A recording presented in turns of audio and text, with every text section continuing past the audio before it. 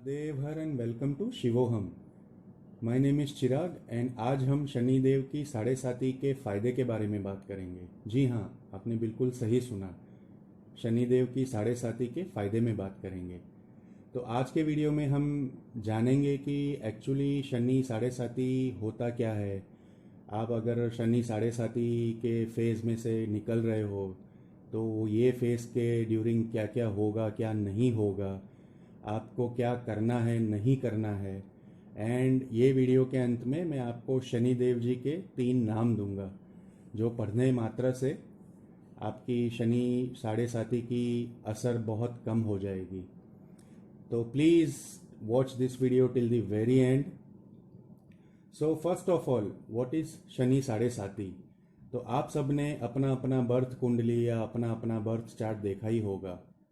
तो ये आपका जो बर्थ चार्ट है उसमें जो प्लानिटरी पोजीशन होता है वो कब का होता है कि जब आपका बर्थ होता है, आप पहली बार अपनी माता के गर्भ से पृथ्वी से कनेक्ट होते हैं, वो टाइम पे जो प्लैनेट का पोजीशन होता है वो आपके बर्थ चार्ट या कुंडली में वो दिखाता है। अब ये प्लैनेट फिक्स नहीं है, प्लैनेट घूमते रहते हैं अंतरिक्ष में। सबका घूमने का अपना अपना अलग अलग टाइम है। आज हम बात कर रहे हैं शनिदेव जी की। तो शनिदेव जी को एक घर से दूसरे घर में जाने के लिए 2.5 साल लगते हैं। तो ये प्लैनेट जब घूमते हैं, शनिदेव जी जब अंतरिक्ष में घूमते हैं और आपकी बर्थ कुंडली के चंद्रमा से 12वें हाउस में आते हैं, तब आपका साढ़े साती का पहला फेज चालू होता है। फिर दूसरा फेज 2.5 साल का होता है, वो जब शनिदेव आपके चंद्रमा के ऊपर से गुजरते हैं, वो दूसरा फेज होता है। और उसके नेक्स्ट हाउस में शनिदेव 2.5 ईयर्स 2.5 साल रहते हैं, तो वो तीसरा फेज होता है। तो ऐसे all in all 2.5 and 2.5 7.5 years, 7.5 year का ये पूरा स्पैन है शनिदेव जी की साढ़े साती का। So that is why it is called Shani Sade Sati. तो ये होता है शनि देव की पनौती का जो फेज बोलते हैं, फेज 1, फेज 2, फेज 3 या stage 1, stage 2, stage 3। So just in case आपके पंडित जी ने या आपके एस्ट्रोलॉजर ने आपको बताया कि भाई आपका अभी साढ़े साती चल रहा है, तो आपको बिल्कुल डरने की ज़रूरत नहीं है। ये जी हाँ, मैं आपको सही बोल रहा हूँ, आपको बिल्कुल डरने की ज़रूरत नहीं है। क्यों? क्योंकि ये फेज़ आपको बहुत कुछ सिखाएगा।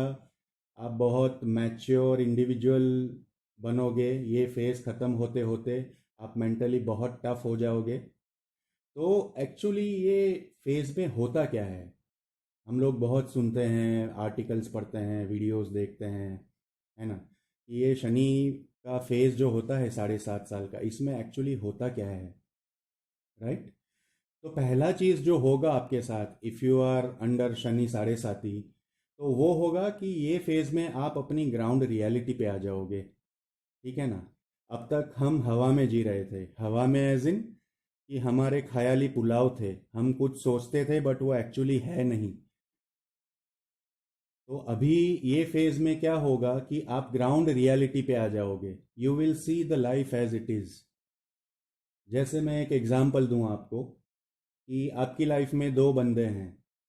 तो एक बंदा ऐसा आपको अब तक था कि ये बंदा मेरा बहुत क्लोज है, he is my well wisher और she is my well wisher, he और she is always there to support मी।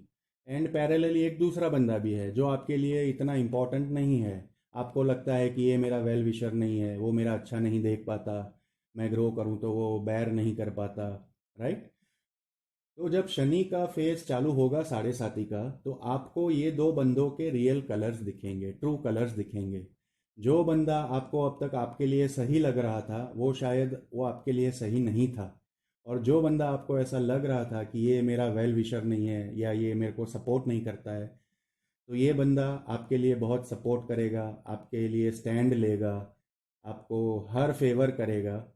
तो ये आपको रियल पिक्चर दिखेगा लाइफ का कि भाई आपकी लाइफ में या इन एंड अराउंड आपके जो भी हैं, उसमें सही कौन है मेरे लिए और गलत कौन है।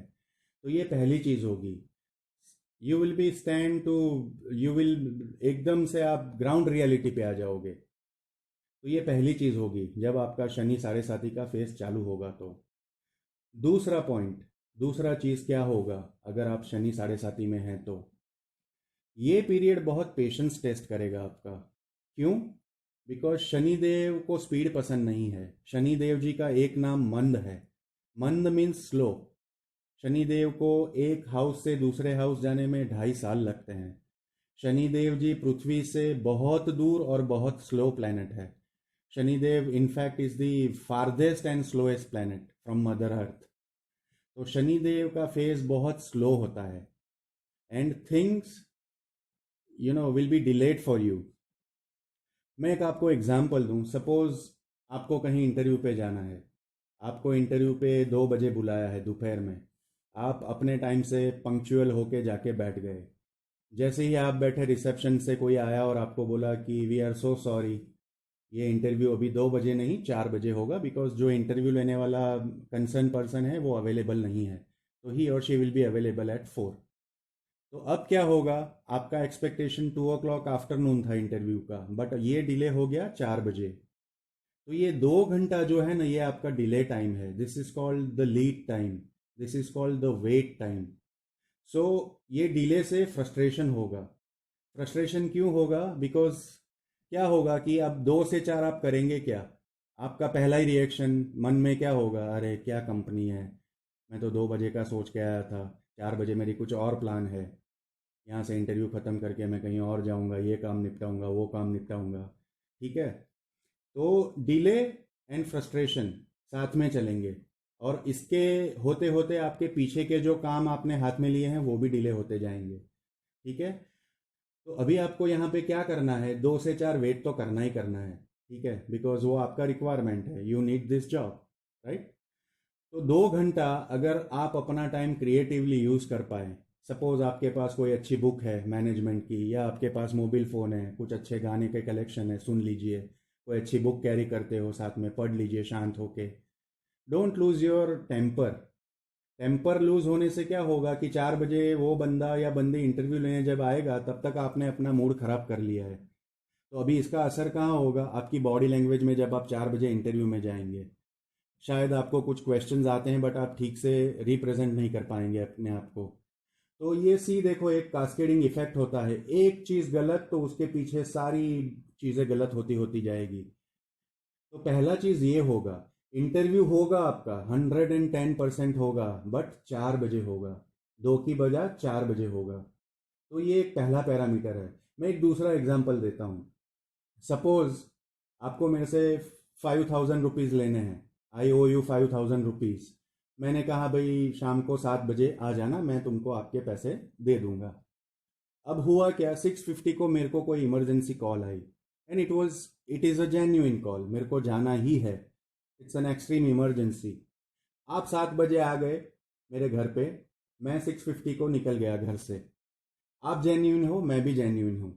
But see, try and understand, this is what happens during this phase. ठीक है? आप मेरे घर पे आए, मैं नहीं मिला, किसी ने बोल दिया भाई वो तो इमरजेंसी है, बाहर निकल गए, आप अभी हफ्ते बाद आइए। ठीक है? मैं आया एक हफ्ते बाद, और मैंने आपको कॉल किया कि भाई come and collect your money. So now what happened? Uh 1 week delay. मेरे को आपको देना है, मैं जेन्यूइन हूँ, आप भी जेन्यूइन हो, बट ये टाइम का डिले होगा, लीड टाइम आपका बढ़ेगा ये फेज में, specially in this phase, in this particular phase. So ये टाइम आपका पेशेंस टेस्ट होगा, जबरदस्त पेशेंट टेस्ट होगा। So be very calm, be very peaceful, don't lose your temper, don't frustrate yourself. So ये चीज़ है शनि का साढ़े साथी का जो फेज होता है। ठीक है?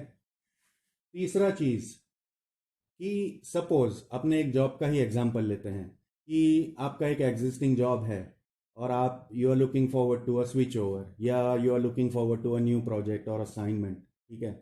नॉर्मल सिचुएशन में क्या होता है कि आप 2 या 3 इंटरव्यू देते हो and you click a job, you get an offer letter in your hands. Normally ये होता है आपकी लाइफ में, या आपने कहीं पे बीड किया और आपका प्रोजेक्ट क्लिक हो गया। But specially when you are in this phase, Shani Sade Sati, what will happen? You will have to make more number of attempts. आप 3 जॉब इंटरव्यू देते थे और आपका क्लिक हो जाता था, बट यहाँ पे शायद आपको 10 या 15 अटेम्प्ट करने पड़ेंगे, तब जाके आपका जॉब क्लिक होगा, या आपका असाइनमेंट या आपका प्रोजेक्ट जो भी है वो क्लिक होगा। So, in a nutshell, the bottom line being you will have to make more number of attempts, more number of attempts. So, do not tire, do not give up, keep attempting, and keep attempting. ठीक है.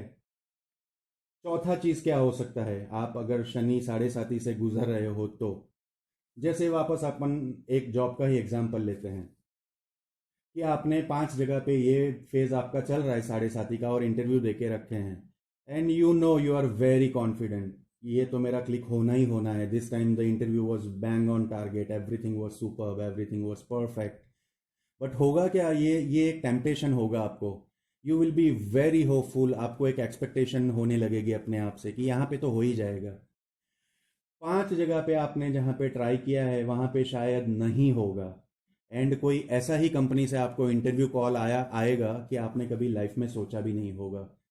But mark my words, ये 5 company से वो जो छठा या सातवां या आठवां कंपनी आएगा वो इतना बेहतरीन होगा अपॉर्चुनिटी आपके लिए कि आपने कभी सोचा नहीं होगा. ठीक है. तो ये एक प्रोबेबिलिटी है, ये एक एट्रीब्यूट है शनिदेव जी की साढ़े साथी का. तो ये हो सकता है. मतलब शनिदेव जी आपके लिए बहुत कॉन्क्रीट सॉलिड फाउंडेशन बनाते हैं. शनिदेव जो काम करेंगे आपके लिए वो कोई हिला नहीं पाएगा.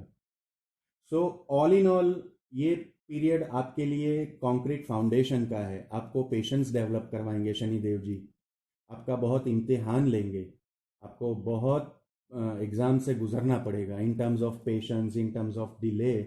But all in all when this period ends you will be mentally so tough, you will B so patient कि आप एक अच्छे इंडिविजुअल ग्रो हो चुके होंगे. तो ये शनिदेव की अगर आपकी फेस चल रही है तो you must thank you Shanidev ji कि आप मेरी लाइफ में आए, मेरे को रियल लाइफ का ग्राउंडिंग करवाया. लाइफ मेरे को जो है वो सही मायने में आपने दिखाई. मेरे आजू बाजू के जो लोग, जो सही है जो गलत है, मेरे को आपने रियलाइज़ करवाया. मेरे अंदर इंड्योरेंस आया, पेशेंस आया. I am becoming mentally tough in terms of everything.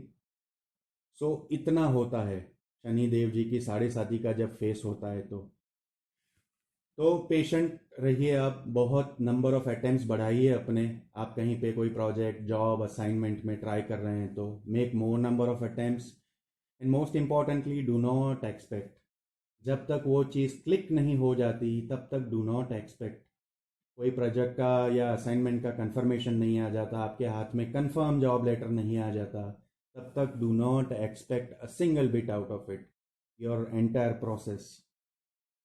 ठीक है. तो आई होप ये फेज़ इतना टेरिबल नहीं है जितना हमने सोचा है या हमने जाना है या हमने कहीं पे देखा है. ये एक बहुत ही प्यारा फेज़ है.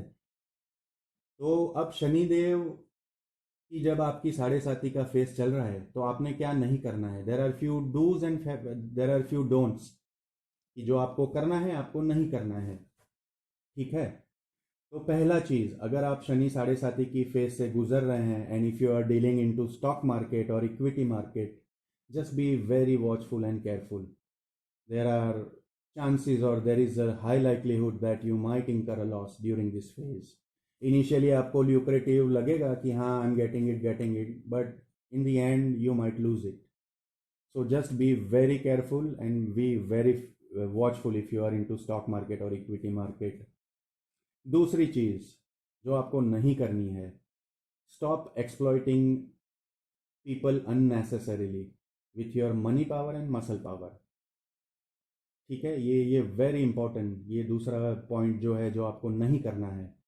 ठीक है. If you are holding a very good position, high position somewhere and you are misusing, exploiting people around you, just don't do it. Stop doing it right now. Very alarming for you, very alarming for you.